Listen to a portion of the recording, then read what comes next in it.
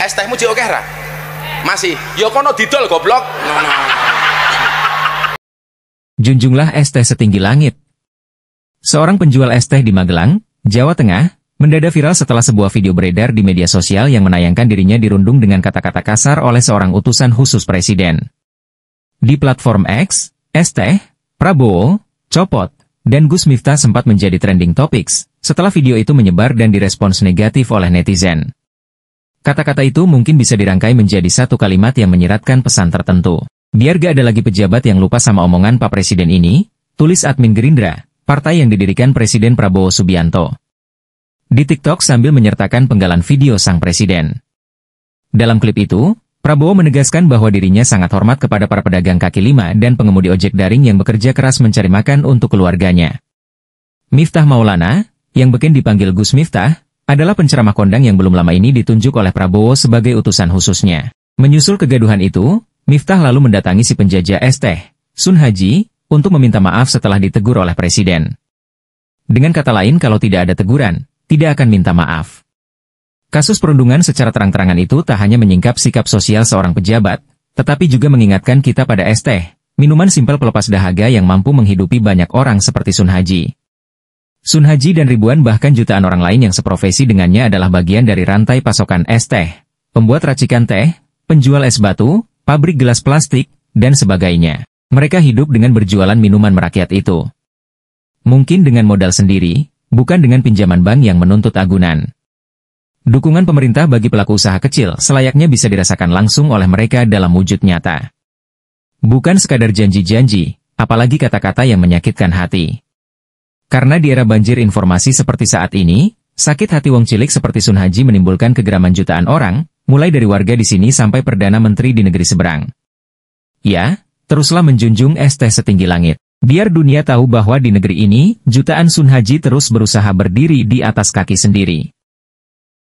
Anwar Ibrahim ikut soroti penghinaan pendakwah terhadap penjual es teh.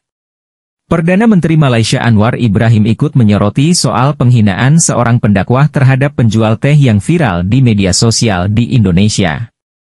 Anwar membahas isu tersebut di hadapan jajaran Kementerian Keuangan Malaysia dalam acara Majelis Warga Kementerian Keuangan bersama Perdana Menteri dan Menteri Keuangan yang diikuti secara daring di Kuala Lumpur. Di Indonesia beberapa hari ini riuh rendah dalam media sosial, seorang kiai, Gus, dalam dakwahnya menghina seorang penjual teh.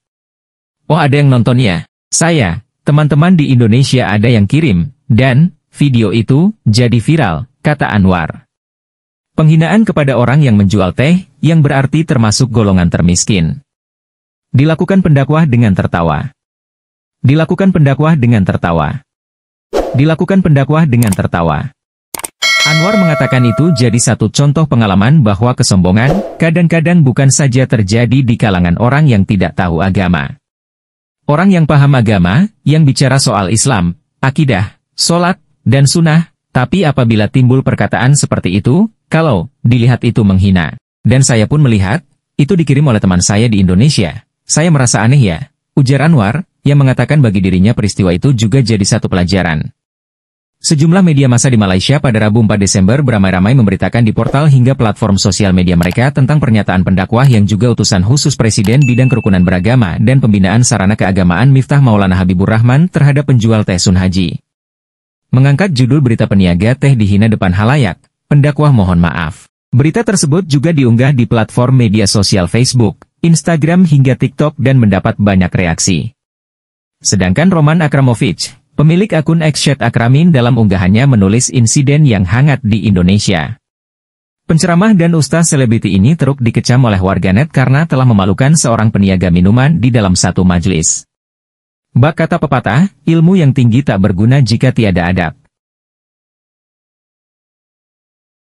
Menteri Agama Nasaruddin Umar berharap kasus yang menimpa utusan khusus Presiden bidang kerukunan beragama dan pembinaan sarana keagamaan Miftah Maulana atau Gus Miftah bisa menjadi pembelajaran untuk mengontrol diri di hadapan publik.